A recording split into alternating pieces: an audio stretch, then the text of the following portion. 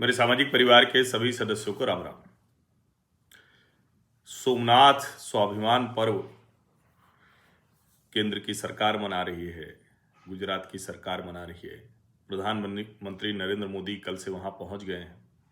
अद्भुत दृश्य देखने को मिल रहा है और ठीक वैसे ही जैसे काशी में प्रधानमंत्री नरेंद्र मोदी ने त्रिशूल उठाया था, वैसे ही सोमनाथ महादेव के सामने भी उठाया। अद्भुत दृश्य है। अब जाहिर है, जब ऐसे दृश्य आते हैं तो कई लोगों की चिंता बढ़ जाती है, कई लोग परेशान हो जाते हैं और कई लोग ये कहने लगते हैं कि ये तो हिंदू राष्ट्र बनाने की साजिश हो रही है। हाय रे सेकुलरिज्म, कहाँ गया हमारा सेकुलरिज्म? ये हमारा देश नहीं था। जब वो कहते हैं ना ये हमारा देश नहीं था, तो एकदम उसको सही आप सुन रहे हैं। वो जो हाय हाय विलाप कर रहे हैं, उनका देश तो अब नहीं रहा। क्योंकि कोई भी कैसे हो सकता है, एक जवाहरलाल नेहरू कहें कि नहीं हम ऐसे इस देश को चलाएंगे। ये कोई 200, 300, 500, 1000 साल पुराना बना देश तो है नहीं। ये कोई किसी व्यक्ति के बनाया हुआ देश तो है नहीं कि अमेरिकी राष्ट्रपति डोनाल्ड ट्रंप कहते हैं कि अच्छा 500 साल पहले कोई बोट ग्रीनलैंड पे पहुंच गई थी तो क्या ग्रीनलैंड उनका हो गया? ये ऐसा नहीं है भैया।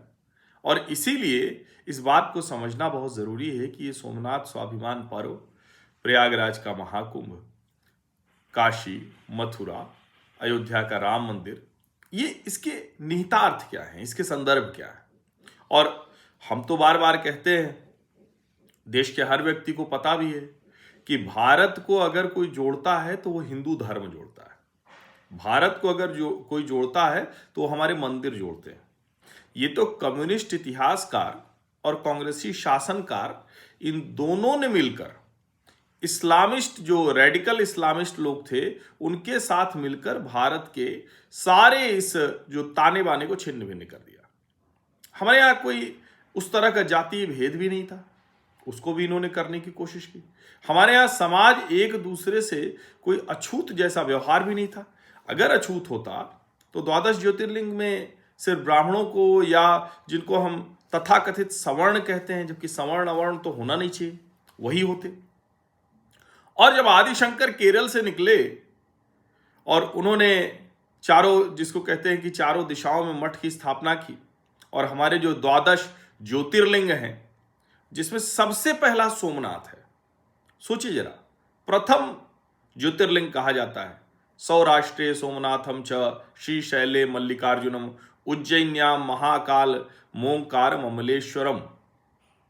अब जरा सोचिए, सौराष्ट्र में सोमनाथ, श्रीशैल पर मल्लिकार्जुन, उज्जैन में महाकाल, ओंकार में जो अमलेश्वर ज्योतिर्लिंग। तो ज्योतिर्लिंगों का वर्णन है ये। और इसीलिए कई बार लगता है कि हमने कैसे ये कर दिया, हमने कैसे सब खत्म कर दिया। सौराष्ट्र देशे विशदे तिरम्मे ज्योतिर्मयम चंद्र कलावतंसम भक्ति प्रदानाय कृपावतीर्ण तम सोमनाथम शरणम प्रपद्ये। सौराष्ट्र देश में अत्यंत रमणीय स्थान पर ज्योतिर्मय स्वरूप में चंद्रमा की कलाओं से सुशोभित भक्तों को भक्ति प्रदान करते हुए कृपा करने के लिए कृपा से अवतरित हुए जय सोमनाथ की मैं शपथ ग्रहण करता हूं। नहीं समझ में आता कि ऐसा कैसे हो सकता है कि कोई इस बात को न समझ में आए। सोचिए जरा आप इसको, कैसे हो सकता है? ये संभव है क्या? लेकिन नहीं, कुछ लोग इस बात को कहते हैं।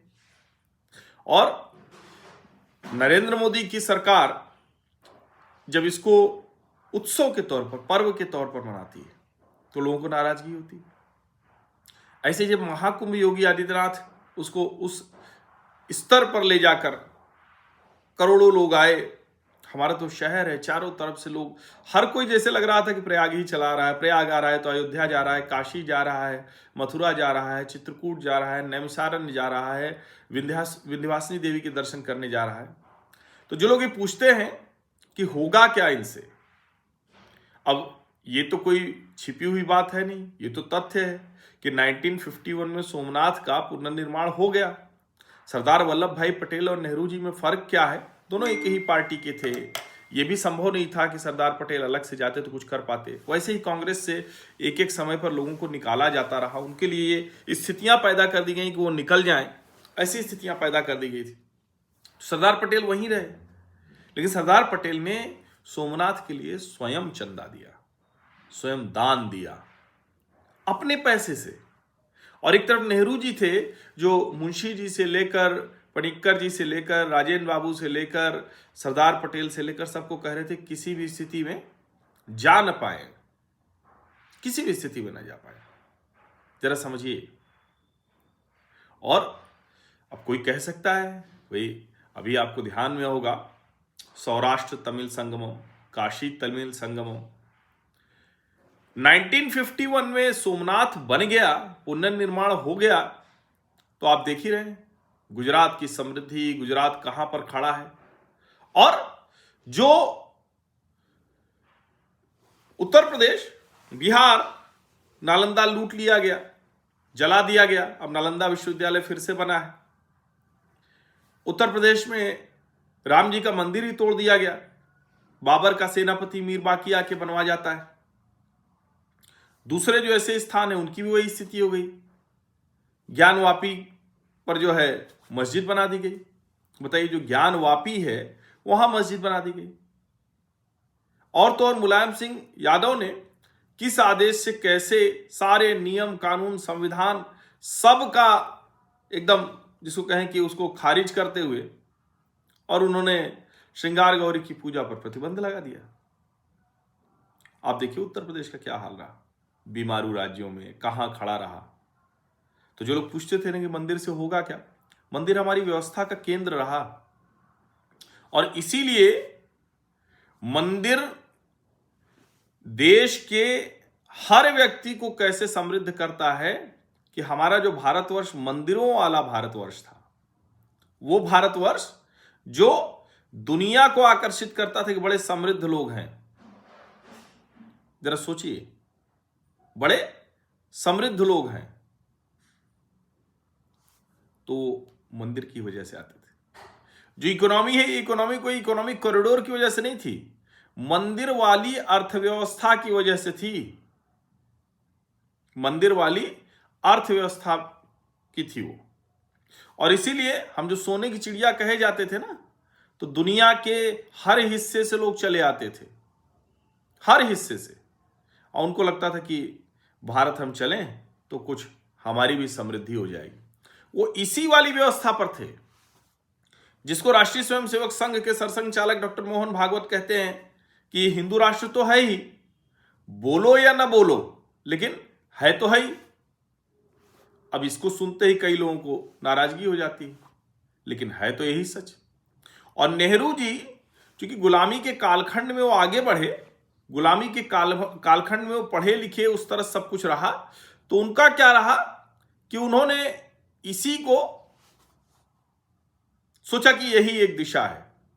और भले वो भारत एक खोज सब कुछ जानते हुए, लेकिन उनको लगा कि उधर हम जाकर नहीं कर पाएंगे। उनको लगा कि नहीं नहीं, हम अगर इस तरह से करेंगे तो ठीक हो जाएगा। उनकी अपनी रही होगी, उनका, मैं ये नहीं कह रहा हूं कि कोई किसी की गलत या सही, उनकी एक धारणा थी, लेकिन देश कहां पहुंचा वो सबने देख लिया। अब वहां ओम 72 घंटे की लगातार जो ओम वहां ध्वनि गूंज रही है, अब उनको ये भी लगता है कि अरे क्यों पैसे खर्च कर रहे हो। समझिए, उनको लगता है क्यों पैसे खर्च कर रहे हो। प्रधानमंत्री नरेंद्र मोदी कह रहे हैं कि ओम हमारे वेदों का, शास्त्रों का, पुराणों का, उपनिषदों का, वेदांत का सार है। ओम ही ध्यान का मूल है, योग का आधार है। ओम ही साधना में साध्य है। ओम ही शब्द ब्रह्म का स्वरूप है। ओम से ही हमारे मंत्र प्रारंभ एवं पूर्ण होते हैं। वो भी जाके वहां 1000 सेकंड्स तक ओंकार नाद के सामूहिक उच्चार में शामिल हुए। सवाल ये है कि इस सब से किसको मुश्किल हो रही है। और देखिए एक बात समझिए, जो वो क्षमा शोभती उस भुजंग को जिसके पास गरल हो, उसको क्या जो दंतहीन विषहीन विनीत सरल हो, ये तो नया है। आपको याद ही होगा, हमारी गीता भी यही कहती है, संपन्न समृद्ध होंगे, सशक्त होंगे, तभी चल पाएगा। और आप देखिए, अभी मैं ये उद्योगपति हैं हर्ष गोयनका, इनकी एक पोस्ट पढ़ रहा था। America and Russia show how the world really works. India must build overwhelming military strength to protect its borders, its people, and its destiny. This must be done not to threaten the world, but to ensure that no one dares to threaten us. जो हर्ष गोयनका कह रहे हैं आज, ये तो सबको पता होना चाहिए था। नेहरू जी तो परमाणु हथियार संपन्न होने के भी पक्ष में नहीं थे। तो भला हो कि इंदिरा जी ऐसी सोच नहीं रखती थी। और उसके बाद उस कार्यक्रम को नरसिम्हा राव ने आगे बढ़ाया और अटल जी ने उसको संपूर्ण किया।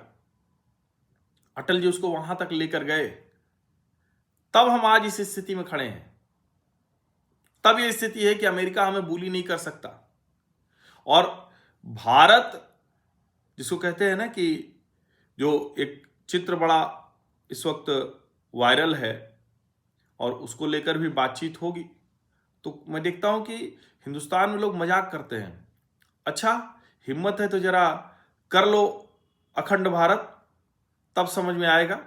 और कुछ लोग तो हंसते हुए कहते हैं कि अरे मुसलमान भी सारे आ जाएंगे, तब समझ में आएगा। तो उनको भी ये समझना चाहिए कि ऐसा नहीं होने वाला है। वो भारत वही भारत रहेगा जिस अखंड भारत की बात करते हैं। और अखंड भारत, अखंड सोमनाथ, वो मतलब ये लोगों के मन में है। ठीक है, उसको बहुत दबाया गया सत्ता शासन प्रतिष्ठान के द्वारा। और अभी देखिए अजीत डोभाल ने क्या कहा। अजीत डोभाल ने कहा कि हमारी जो संस्कृति है, जो सभ्यता है, उस पे जो जिसको हम कहते हैं ना कि जो हमारा जो एक जिसको हम इस तरह से कहते हैं कि हमारा क्या कहेंगे उसे, कि हमारा जो मूल है, अब उसको कैसे आगे बढ़ता हुआ आप देखेंगे। और 1951 में गुजरात समृद्ध हो गया। आप जरा आप उत्तर प्रदेश देखिए, जब से अयोध्या में मंदिर बन गया है, जरा आप देखिए, तब से आपको लगेगा कि हाँ। और मैं फिर कह रहा हूं, ये सब बदलेगा, इसमें कोई बट नहीं है, उसी का है ये। तो अजीत डोभाल जब प्रतिशोध कहते हैं तो हमारे मूल पर वापस लौटने की बात कर रहे हैं। प्रतिशोध मतलब ये थोड़ी ना है कि हम जाके किसी से लड़ने लगेंगे। हमें लड़ना भी नहीं है, हमें लड़ने की कोई आवश्यकता भी नहीं है, लेकिन हमें हमारा गौरव याद रहे। उन्होंने आगे कहा कि प्रतिशोध शक्ति देता है, तो वो शक्ति तो चाहिए ना भाई। हम ऐसे कैसे छोड़ सकते हैं? ऐसे तो नहीं छोड़ा जा सकता है। वो शक्ति चाहिए हमें, तभी तो हम समझ पाएंगे, तभी तो हम कह पाएंगे, तभी तो हम कर पाएंगे कि हमारा देश क्या था। और वो कोई जब दो देश लोग कहते हैं ना, तो मुगल या अंग्रेजों का समय नहीं था भाई, उसके पहले का था।